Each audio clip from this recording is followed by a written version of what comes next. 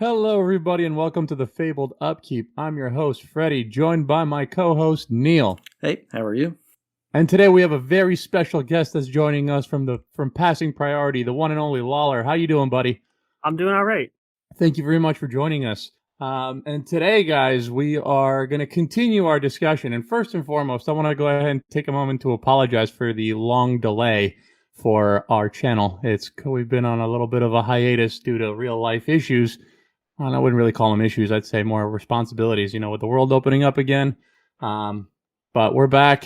We have a fun discussion that we want to piggyback off of last time. We're going to start off kicking it off about Play EDH and what has occurred over there.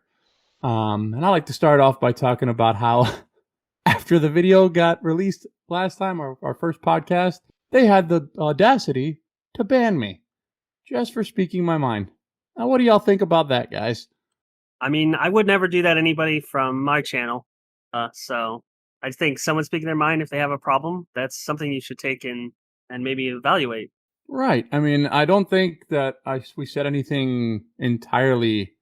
I mean, we had some negative things to say, but we were definitely we definitely gave both sides of the story. We definitely also gave praise to what that channel and Play EDH was able to accomplish from the beginning of their explosion on the scene, right? They definitely brought everybody together, and it was the go-to place to go play. But again, the fact that they switched so many times with so many different rules changes and these deck checks, and then going onto a pay-to-play platform, if you didn't pay, you couldn't play in the curated tables, seemed pretty oppressive. And I'll keep on using that word oppressive. Going back to what I was saying, after I went ahead and let them know, like, hey, what you guys are doing is really, I don't want to say toxic, but really uncalled for. I got name bashed in the general chat, and then was proceeded to be removed from the group immediately because I posted a podcast about it. So yeah, I know that I don't know if you guys are still playing in there, guys. I would like to hear some feedback from you guys if you guys are. No, definitely not. I quit a long time ago, and to kind of go back to what you were saying, I really enjoyed Play EDH, when it first started, right? It was why, because I was thinking, oh man, is there a way to kind of play online that's not MTGO? And they filled that void, right? And they were doing great. But I don't know what happened. They started getting, I almost look at them as kind of, they start off as a small homegrown business, and then now they're getting this big corporate head, and they're starting to listen to all these people that's not, again, I go back to what I was saying in the first video, that's not what Magic was about, right? It's about getting everybody together and just have fun and play. Why do you need all of these crazy rules and all these checks and all? I mean, it just doesn't make any sense to me. And for them to not take what, I consider to be somewhat constructive criticism, it's an opinion. You don't have to agree with it, but listen to it. We're not the only people that have the same exact feeling of, Play EDH. I mean, it's just, it's sad. It really is. It's sad that they've kind of grown into this monster. I don't know. What are your thoughts, Lola? I mean, yeah, I think that money got involved. That was the root of it. They started bringing in quite a lot of money. But Lawler, you didn't know? They don't do it for the money. Not at all. Especially not with Moxfield. No. Yeah, I mean, sarcasm. 6,000 a month is quite a lot for a Discord channel to be making. Exactly. That is a lot. No, absolutely. That was just sarcasm coming from my end. Oh, no, I understand, but 6,000 a month, that is just an obscene amount of money that, for doing nothing, really. Right. They use Spell Table. Spell Table is owned by Wizards, and Spell Table, for some reason, the only place to, again, there's a link right on Spell Table. If I click Find a Game, guess which Discord I go to? Play EDH. Of course. None of the other ones. There's not options. Which is amazing to me, actually, that that Wizards of the Coast would partner with such an oppressive group. Honestly, like if people aren't able to speak their mind and voice their opinion, and then you get banned, And then if I try to go and rejoin, I'm not able to. I can't go play with anybody on there. It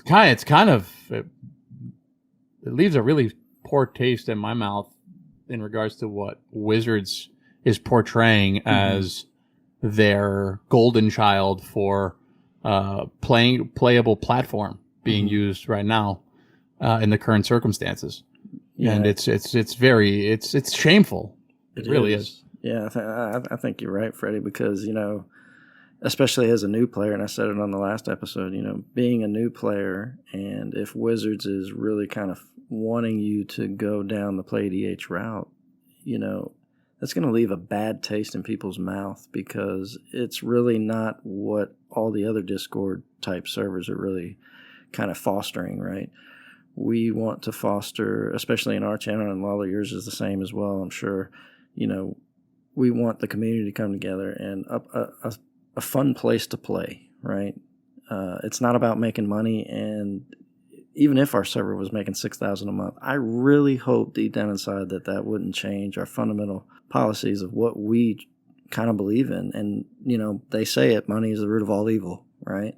And I guess in this sense that it definitely changed them. I've always thought that that's not the way you should be. As long as you have solid foundations in place, you set those expectations. Hopefully, that will prevail, other than this money that they so love right now. But I think it's good for us. It's good for our channel. It's good for Lawler's channel. You can come to ours or Lawler's, and you're not going to have any of that stuff that you see on Play EDH. We're here to have a good time. We're here to play. It's not going to cost you a dime. And this isn't our main income, so if we don't make $1, it doesn't matter. That's how it's just about having fun. Exactly. We do it for the fun. And let me piggyback off of you for 1 second and bring the spotlight over to our guest here, Lawler. Why don't you tell us a little bit about your channel and give a shout out to you guys real fast. We'd love everybody to know a little bit more about you guys. Sure. So we actually were, prior to this, called Paper Commander, and we went through a little bit of a rebranding phase. We are now called Passing Priority, which is a EDH community. I make weekly videos which feature members of our community as well as guests, and anyone can sign up to play in these games. Anyone could be on video. Anyone can talk with us. Maybe we'll host podcasts just like this, and we let our community have says. We bring members of our community on that are interested in doing this. But yeah, we came out of the fact of Play EDH when they added deck checks, where everyone had to follow a deck check. And we just felt that the deck checks that Play EDH had were a little bit too restrictive. And they were putting things in arbitrary levels just based on cards and not the actual power level of deck, which if I go sit down at a game somewhere in a game store, I think between 4 people, we should be able to determine our power levels and play according to that. We don't need this arbitrary rule over our head. But, sir, you're not allowed to play that mana crypt, okay? You keep that mana crypt off that table, unless you want to play in higher competitive, okay? You understand? I totally agree. I think that was one of the reasons why we decided to build our channel to begin with. Isn't that right, Neil? I mean, that was the thing that brought us all together to create a new community. To begin with, was the fact that these deck checks are just, let's be real. They're trying to dictate something similar to what the rules committee or the RC puts together for ban lists.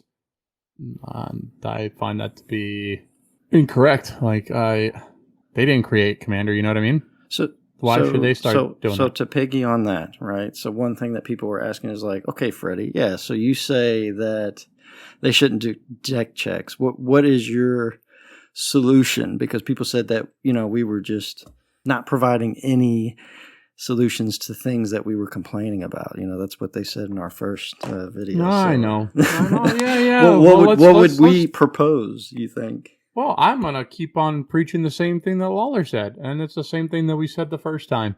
And honestly, I think Play EDH did it right with a guideline, right? The first thing that they had before they blew up, which I understand. You get bigger, you want to have, you think that you need a little bit of more control. And you're going to have a couple of those rotten apples that are going to start complaining, oh, the games are getting too pub stompy. Well, have these discussions before you play. It takes literally 2 minutes, guys. Like, what power level are we playing? What kind of deck are we playing? And you're talking rule zero, great. Basically. Rule 0, baby. Yep. That's it. That's all we ever needed. That's all this game's ever needed is Rule 0. And yes, I think maybe Rule 0 with a guideline, not a commandment like they had back in March on Play EDH, is exactly what any group who gets to a certain size might need. I don't think we need that yet. We may change that in the future. I don't know. But just a guideline, give an idea of what power levels are supposed to be. There's plenty of them out there. You see these diagrams all over the place with, it looks like a chemistry, what is that called? Help me here. I'm not very good with this stuff. You talking about like a periodic table or something? What are you Thank you, the periodic table. Thank you. That's the one. That was the ticket. With those 0 to 10, right? The different colors. You've seen it on Google, I'm sure. Where they talk about level 1 and what level 1 stands for, 2, 3, 4, 6, 10, and so on and so forth. You have a guideline, and people are able to be creative with their deck building and come up with what they want to incorporate as their own creations, right? With the cards that MTG has to offer. Because it's at the end of the day, for me, Commander is also an expression of yourself, in a way.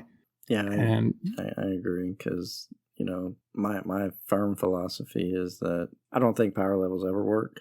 They never will. It's too complex of a game, and it's very subjective.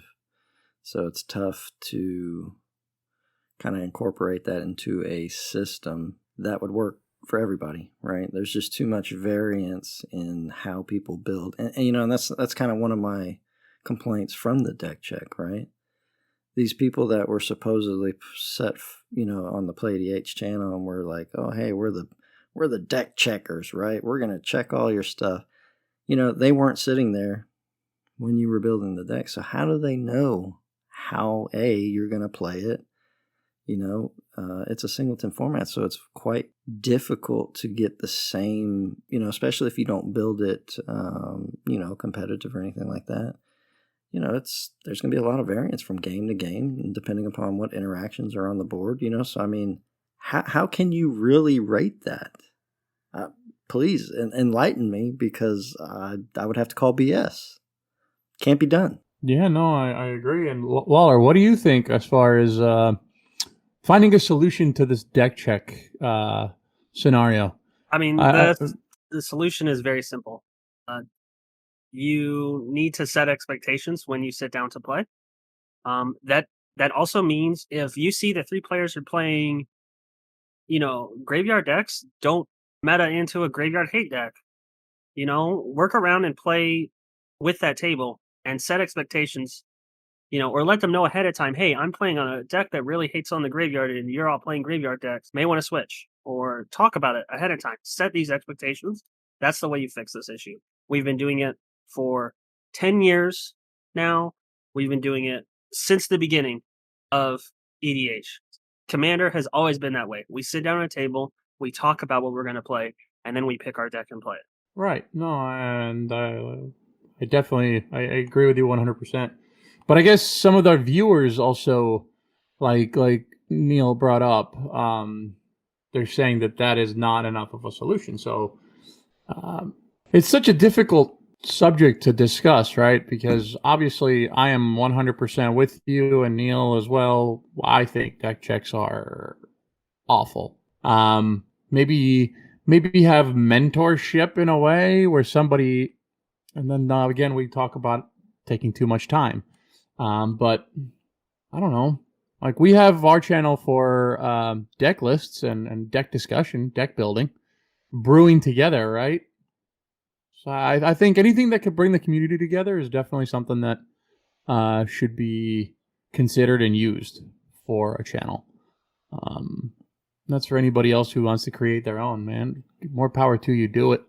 Get the more groups out there, the better, and the more interaction between these groups, that's even best. But yeah, I guess I'll say this. I just want to close off about Play EDH, and then we can move on. It was real playing on there. Unfortunately, things didn't work out for my favor, and I hope everybody that sees this comes to join us at the Fabled Upkeep, and we can play some cards together, play some EDH. And now to move on to a little bit more of a fun and exciting topic. How about Commander 21, everybody? Lawler, what did you think of Commander 21? I mean, it was great. Couldn't ask for a better set. Really couldn't. Everything I ever wanted, it was in it. Do you think that the set overall, what do you think the power level of the cards or power creep? Is it an issue? Do you think that's pretty well balanced? Do you think no, there's the Prismari was a little bit under, I think, very much under the rest of them. I think for a commander that cares about 10 CMC spells, only having 3 in the deck was probably a little bit too little. But the Twin Casters was great. I mean, the Lorehold one was ridiculously strong. If you've ever played against that commander yet, it is. I haven't had a chance. Actually, I did play against it, but he never showed up on the table. It is very brutal. Yeah, I mean, that's really the Prismari was the least, but then again, they had some very good cards in that deck still. So all in all, I still can't complain about it. Awesome. Neil, what did you think? I know that you haven't really had a chance to play around with them much. I know that they're sitting on your desk probably still, wrapped in cellophane. That's it. No, I have to agree. From last year, or I guess the last release, I don't want to say last year, but the last release, I think they really knocked it out of the park. You can really tell that in C21, they kind of went back to what I call kind of going back to the basics. They really went and got deep into how the decks are going to play, right? It wasn't about just printing these really powerful different commanders. They really thought about how things are going to cohesively work together. Each different school had their own kind of fundamental thing that they're good at, and I really enjoyed, every card that I've seen. There's something unique. They kind of interact with each other. They're not ridiculously powerful. I mean, if you take back just a few years ago, and there's always that one that was like the most powerful, right? This year, it seems that most of them were, on par with each other. There may have been, Osgir may be a little bit more powerful than some of the others, but I mean, it wasn't blatantly, oh my God, he's like the end all be all, right? They really did a good job of, having each deck synergize, and they seem to have listened to a lot of the feedback with some of the previous years. So overall, I think Wizards just knocked it out of the park. And I really hope that whoever maybe helped kind of design this, they continue to kind of do it in the future, because I think they really did a great job for sure. Yeah, no, I have to agree. It's been a wonderful set to play around with and brew. I'm still pretty behind where I'd like to be with the brewing for this set, but I'm very much looking forward to continuing playing around with it. But I want to, before we go into our favorite or top commanders from Commander 21, it's great that you brought up the schools and the synergies between them, and I wanted to touch base about Strixhaven as a whole, because I personally think Strixhaven is one of the best sets that's come out in a very long time. And I love the fact that they are trying to combat some of the power creep that has occurred due to Eldraine, I'm looking at you, and some of those crazy cards that came out of that set. What are y'all thoughts on that? Do you agree, disagree? Yes. Do you think that Strixhaven is a healthy transition? Yes. In sets? So I'll give you my opinion that I was not very excited about Strixhaven, and let me tell you why.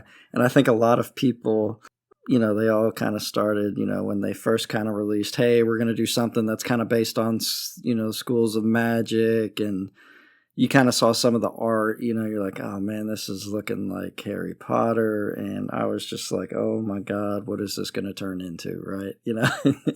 And everybody knows what happened with The Walking Dead, right? So it wasn't a far-fetched to think like, oh my God, are they going to really take us there, right?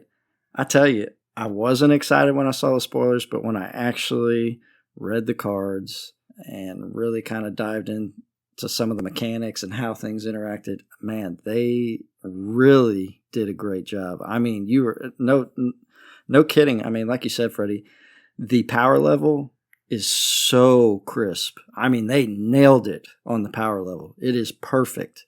Nothing, again, there's no like, oh my God, there's not an Oko or something crazy like that, right? I mean, everything seems to be on par with each other. And man, I tell you, hats off to them. I mean, they did a fantastic job. I was very impressed. From being somebody that was really skeptical, they won me over. What about you, Lala? No, I agree. Again, the issue currently with the standard environment, as was said earlier, is Throne Eldraine just is it's a powerhouse. I mean, and this is definitely a downgraded set from a set like that or Theros, which were two very impressive sets. And the things in here, though, there are a lot of cards that have a lot of good utility. Plum the Forbidden is probably one of the best creature draw spells that has ever existed. You're playing against a control deck and they want to wipe the board. They have to worry if you're holding up 2 mana that you got that plum in your hand, because you're just going to refill your hand. The worst thing that a control deck could have is that they wipe the board from a creature deck and they only have 2 cards left in hand. At the end of that, they're ending with 7. And it's a lot of great utility like that. So Plum, as we're seeing, Elite Spellbinder is seeing a lot of play in a lot of different formats. Prismari Command is doing really strong right now. And again, it's just these little bits of value, but it's all very contained, is the best way to put it, into specific things that are needed. There's Beledros will probably start to see play once Throne goes out, but even that's a 7 mana 4/4. So exactly, yeah, he's got such a powerful ability. But yeah, like you said, it's a 4/4 that you breathe on it wrong and he's dead, So yeah, I agree. And I'll tell you what, though, the Magecraft in general is just such a fun mechanic to play with. Also very flavorful on what Strixhaven is all about. And yes, like you said, let's not, like, I understand that it's not Harry Potter, but I mean, what is it, Strixhaven Stadium, or what was it called? What's the name of that card? Yeah, it's Strixhaven. I don't even need to reference what it's supposed to be, but we'll just leave it at that. But I'm going to point out my favorite card in Standard right now is Sedgemoor Witch. I love her, and you're seeing her also spike in price because she's seeing a lot of play. A Magecraft create, every time you cast or copy an instance or sorcery spell, create a 1/1 pest creature. Hello? What? Sounds really good. Yeah, and you could do some crazy combos with that. I really like the pest. I like the pest mechanic, or not. It's not a mechanic, but I really like the pest. I think that's a really cool thing that they added. Oh, if you like pest, then you might like Blarg or Blex. Yeah, so I put him in my Beledros deck, right? And yeah, Blex is really cool. I like that. The biggest thing with Strixhaven, I think, actually, is that Magecrafts can be broken a little bit too easy. They're not going to ever be able to print copy spells in this standard environment because you're just going to be able to go off too quickly. But they did. I mean, they did print a one that actually gets around the rule, where it's the next spell you cast as copy, but they can't print a literal copy spell in this standard environment because it will just be too much of I just do this and win because I have infinite Magecraft triggers. That's my biggest worry, is that there's a lot of things that can break Magecraft. Oh well, yeah. I mean that is true. That is true. So like Twin Cast and things of that nature and Fork would just you just have two. You have Expansion, Explosion, and Fork or Reverberate, and the game's just over because you just have whatever Magecraft trigger you have. You have an infinite amount of them. Now, I know that you're big into also passing priority is not just an EDH channel, correct? That is correct. So I know that you also dabble with Modern and Legacy and other formats. Now that we're talking about this, have you seen that in that community and in play environment where people are messing with Magecraft to find ways to infinitely combo off? Yes, there's a few decks so far that have very much taken advantage of the Magecraft ability to varying degrees of success. I still think that Luminancer is still very good. You do see it show up every now and then in Modern. And is that the 0/1, correct? Right. That adds Magecraft +2/+2/+2? Correct. Yeah.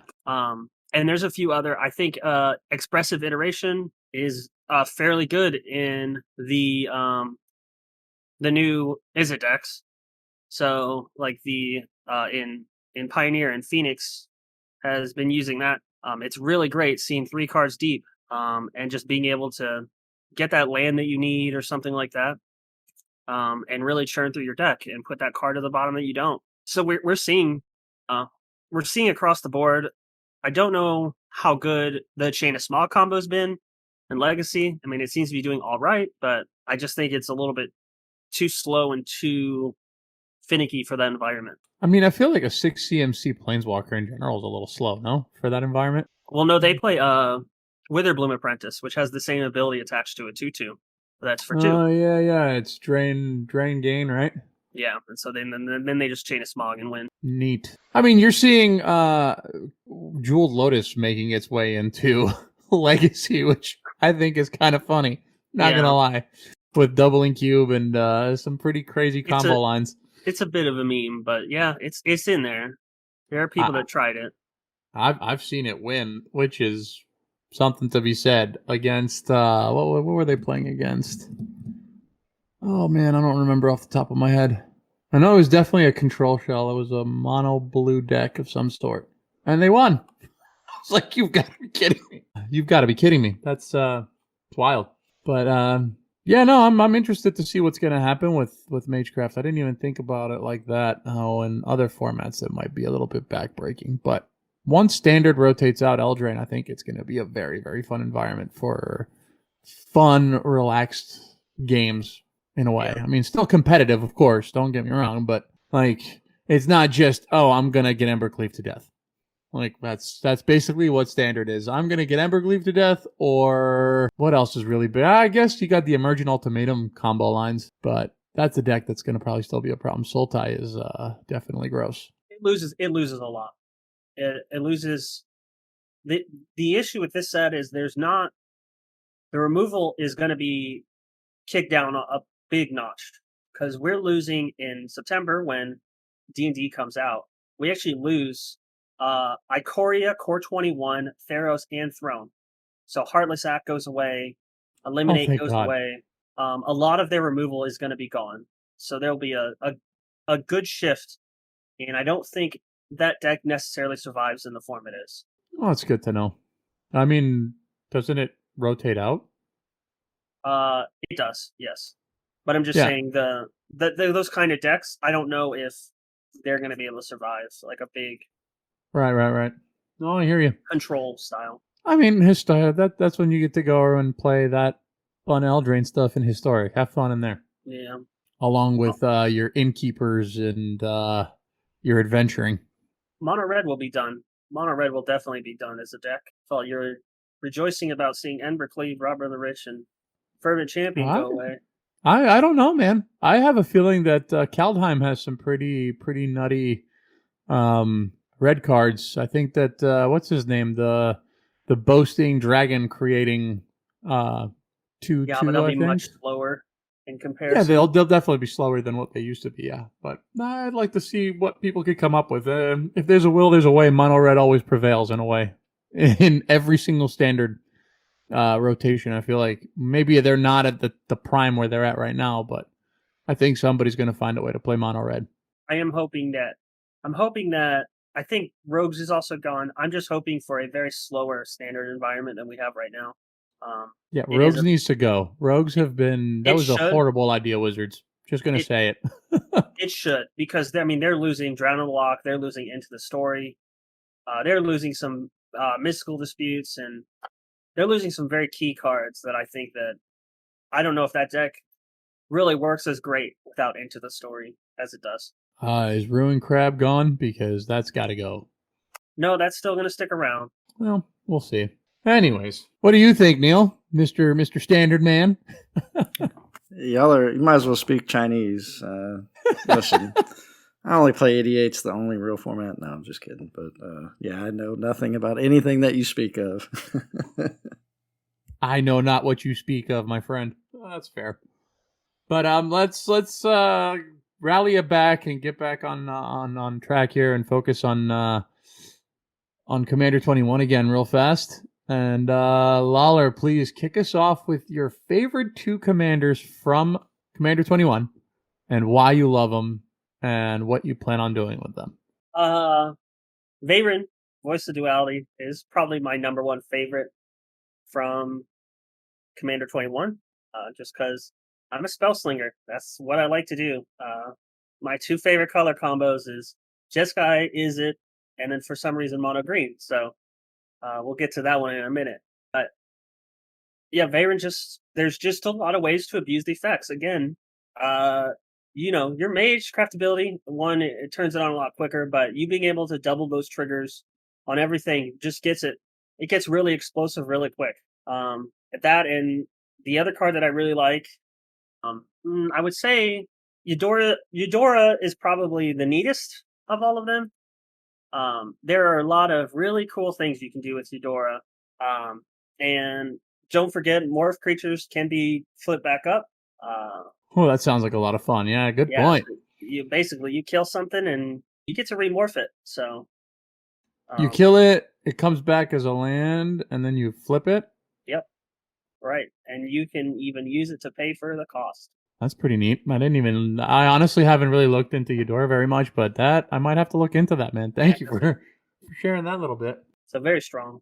Yeah, no, that sounds like a lot of fun. I mean, I could definitely see why you would consider yourself a spell slinger, considering that you and I had a fun time playing the Elder Dragons game on your channel. Thank you again for having me participate. That was a blast. Oh, it was for us as well. And but yeah, you and that Galazeth, man. I'm gonna have nightmares of the gold treasure making flyer combo machine for a long time. Yeah, when I was spoiled, they all knew that I was picking that one as the one I'm playing. All right, so Lawler the Spellslinger, I like it. And what about you, Neil, man? Tell me a little bit about what you are planning on building and or got excited about. Well, I think anybody should know me well enough now that there are two that I am really excited about. And both of them they're kind of the same. They kind of deal with a little bit of tokens, but one of them is Octavia Living Thesis. Anybody who knows me is blue is such a difficult color to really kind of battle in my playstyle, right? So Octavia is such an awesome kind of interesting creature, right? The design of it was just really, really neat. An 8/8 octopus that has Ward 8, which is kind of, once it's out there, it's difficult to kind of target, and it reduces its cost with the number of instants and sorceries, and the ability to kind of turn some of your other creatures into base power and toughness 8/8s, whenever you do the Magecraft trigger. I think that's just such a really kind of cool deck. So this one may be in line with, I'll either turn my Orvar deck into this. Don't you mess with that deck. Don't you dare mess with that. I may have to, I don't like to have a lot of blue decks. Don't you do it. Yeah, no, I do. I love my Orvar deck. I thought that was fun. But this one, I really do think I'm going to find a lot of fun, just cheap instants and sorceries and just kind of, go on the beatdown plan like I usually normally like to do. But I think it's going to be really cool to kind of turn different creatures into 8/8 octopus. So that's kind of neat. So are we expecting to have like a bunch of drakes turn into 8/8 octopus? Yeah, absolutely. Octopi? Yeah, absolutely. And do they keep with Octavia? Remind me, do they become 8/8 octopus and lose the drake and the flying, or are they flying octopus? They have a base power and toughness 8/8. Okay, so they're just big beefy drakes. That yeah, sounds exactly. Disgusting. So yeah, I think this one's going to be, definitely not a very popular one by any means, but I think it'll be fun. But and then the second one, and I don't know what my fascination with monocolored decks is, but I guess that's just kind of where I see myself. Keep it simple. I like Ruxa, Patient Professor. I think this one is really great too. Again, I like this one because the cards that you're going to put into this deck are usually draft chaff, and it's just like cards that you would never play with, right? And this is why EDH was made. This is a perfect example because there's a card made for almost any and every other card, right? This thing, finally, there's something that kind of beefs up those vanilla creatures and like really kind of makes it fun to play those Gigantosaurs and all these different tokens. And of course I'm going to put my favorite card, Freddy. Of course my favorite squirrel is going in there just because we got to draw cards. You're terrible. Yeah. But Toski will be a second one in there. But there's a lot of this is going to be a great budget build, I think. I'm probably really I challenge you then. I challenge you, sir. Yeah. I want you to make this deck. And for all our viewers out there right now, I'm calling them out right now. We are going to do a deck tech on this. Okay. And it's going to be for, you ready? Drum roll. Oh, what? $25. Oh, that's tough. I'm making you really work for it. That Toski's not going to, it's going to be a little hard to fit your little squirrel in there, ain't it? I'll always fit my Toski in there. It's the best card. It's the best card draw. But yeah, it's great. But yeah, no, those two are what I'm really excited about. But I'm ready to hear what you think on your side. My two favorite? Yep. Oh man. So I've already built one of my two favorite. Lawler had a chance to play against it and was like, "Man, you're pumping out more treasures than I am." And he was playing his Galazeth. But it's Ryonya, the Fire Dancer. 5 mana, 2 red, and 3 generic for a very, very interesting commander. I went down. I just love the idea of extra combats, and I love red. I used to be a black-white Orzhov player, but I've definitely steered more towards the Rakdos side of things in my playstyle. More red than black, but yeah, I definitely love that deck. Just being able to create 1 plus the number of instants and sorcery spells you've cast that turn, token copies of a creature that you have on the board, can get absolutely bonkers very quickly. I'd like to have, 3 or 4 Dockside Extortionists, thank you. Or Combat Celebrant, unfortunately, yes, it's kind of a two card combo, but if you need to really win on the spot, because if you don't win, then you just give the game away, and then it's a great card to throw in there. But my ultimate goal with that deck though is to be able to cast Faithless Looting and then flash it back and then cast I don't know as many one CMC spells as possible in a turn and slam down a Terror of the Peaks and then make 15 copies, 20 copies. And blow out the table. That's my ultimate goal. One day it will happen. You will see. But then we're going to go to my number one all-time most excited commander for this set, which I think everybody else on this planet thinks the same, considering it's the most popular in EDH Rec. It's Osgir, the Reconstructor. Osgir is absolutely a gem in Boros, and I'm super excited for a commander that you're able to do something besides combat damage. I mean, you could definitely use that as a secondary win con in that deck. Don't get me wrong. Vigilance 4/4 with the ability to pump itself, pretty strong. But I'm kind of torn on how I want to build it, guys. I really am. I've got all the stacks pieces that I want to throw in there, but I'm afraid that it might end up being a little too powerful and not enough tables. It's going to slot in between this weird mid to high range where it's like it's too strong but then too weak. So I don't know. I'm torn. But those are my two favorites from the set for sure. And I'm gonna give a quick shout out to my third favorite, which is Tavash, the gaining life linker that makes demons. When you gain life, you could reduce your life down for all the life you've gained to create a big chunky flying demon. It's pretty cool. Mono black. But that's it. Those are my two favorites. With a quick shout out for a third. I think it really kind of goes to show you that the player base was just really hankering for a really solid Boros commander that was a little bit different. Hopefully, Wizards is taking note. You know, it's just really interesting, and it's cool to see because I am a huge mono white player, so it's really refreshing to kind of see a Boros commander really rising to the top. Which, you know, other than I guess Feather would have been the other one that was probably just as popular, but yeah, I like this. Is kind of cool. I'm 100%. So glad that they've listened to the community. Mm-hmm. White has been through the mud, dragged by Wizards. I mean, just dragged through the mud. And I'm glad that White is finally starting to get some looking into. I mean, I've never been more impressed in a White card than I was with Archaeomancer's map. Oh man, that card is so good.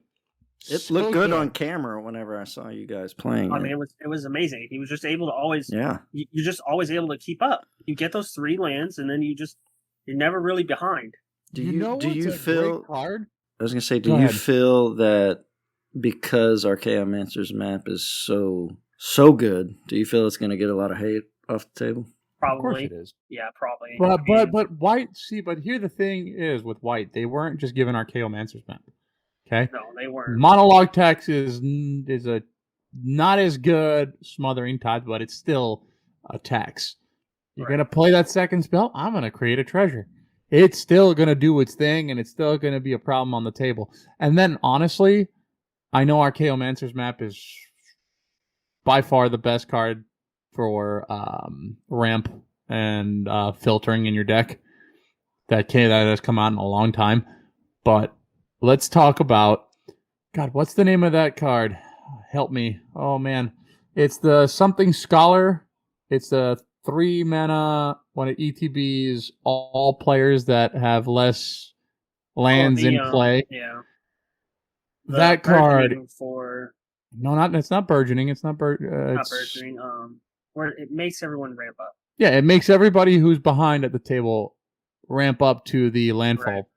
Deck that's at the table, which you usually have a landfall deck. Let's not lie here. Anybody who's playing green is ramping to like 7-8 lands by turn 4, and being able to just be like, you know what, I'll have an extra 4 lands into play right now. Thank you very much, and everybody else could do the same thing, so we could play at an even playing field. I love it. I absolutely love it. Yeah, it is really good. It actually really hurts green in that regard. Like a lot, because that's their whole game plan. And when the rest of your opponents have also now just ramped up to your level, you're like, well, what do I got? Oh yeah, no, absolutely. And I was just looking up the name. It's Scholarship Sponsor. That card is awesome. I love it. I know that when we were playing and in the Elder Dragon game, one of the games that unfortunately didn't make it in the final cut for the video, but one of the other games that we played out of the many that we did play. I believe I was able to slam Scholarship Sponsor down when Beledros was, 5 lands ahead of everybody, and everybody's like, sure. Yeah. We're all, and he was like, oh, that happened. Yeah, it hurts those red decks. I don't feel so good now, because you give access to that much mana to some of these other colors too, and they start putting in some work. I'm overall super pleased with what White's been able to get in that pre-con deck. There's plenty of new staples that have come out of it. And they said this wasn't it. They said White's only going to start be getting better. So my question is, did they fire the gatekeeper for White? I was just about to say the exact same thing. I was like, they must have got rid of that guy because I'm sorry for as smart as he thinks he is, he didn't really know White very well. No, I mean, but I think it was just enough outrage. White had really you look at Divine Gambit, and I think this is the prevailing theory amongst people. If you want to get on your tinfoil hats, is Divine Gambit used to not read on opponent controls in that card text. It used to just be any target, and I think that they realized that was way too broken, and they put in an opponent controls. I mean, there were Disenchant would have been a better card to put in the Mystical Archives rather than Divine Gambit. Divine Gambit was a joke. So the only reason I could think that they put that card in there is because it was originally a lot more powerful and they thought it would have saw play. And then last minute they changed it, and then they obviously can't go back when they did the Mystical Archives. Right. Because, card is a little joke. It is. Can't win them all, right? But to be fair, they did chalk the Mystical Archives with a few nice, spicy, great reprints, which I'm very happy that I got to crack a Demonic Tutor. I'm gonna throw it out there. I'm gonna pat myself on the back there. I got one of them beauties. Those things are sweet. Yeah, I've been opening up Japanese set boosters like crazy, just to try and get the Japanese one. I'm only like 4 short now. Well, you know what? I applaud you for that because that's exactly what I would do. And I have a bunch of friends that give me grief over that all the time, telling me, "Oh, just go buy the singles." I'm like, but that's like, you take all the fun out of it. I want to go treasure hunt, man. Yeah, I've gotten down low enough where the only few cards that I'm missing, I'm just going to end up buying because the amount of boxes I would have to open just to get those couple of cards, a bit too much. Did you have fun along the way, though, opening boxes? I did. I mean, I got a foil to Fairy's Protection, so that was great. Oh, nice. That's awesome. So this is the Japanese alt art one? Right. Oh, wow. Yeah, I also have a foil Tainted Pact.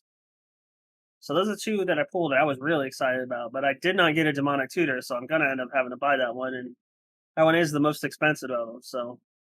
Well, just hit me up after the show, man. We might work a deal out for that Tainted Pact, right? Just kidding. I know you're never going to want to trade that one. I do. Oh, okay. Well, hey, keep that in mind for later. I really have, I have about 100 or so Mystical Archives that are left. I haven't tried putting them up or anything yet, so. That you don't know what to do with? I got you. Yeah. Alrighty, well, hey, we'll go ahead and wrap it up here, guys. Thank you, everybody, for joining us. Again, I want to take a moment to thank Lawler for joining us on the show. And I just wanted to let everybody know again, the name of the channel is what, Lawler? Passing Priority. It's Passing Priority. Link's going to be down in the description below. As always, please like, comment, subscribe. And it's been a blast, and we look forward to talking to you all very soon. Everybody have a wonderful evening. Thank you. Have a good one.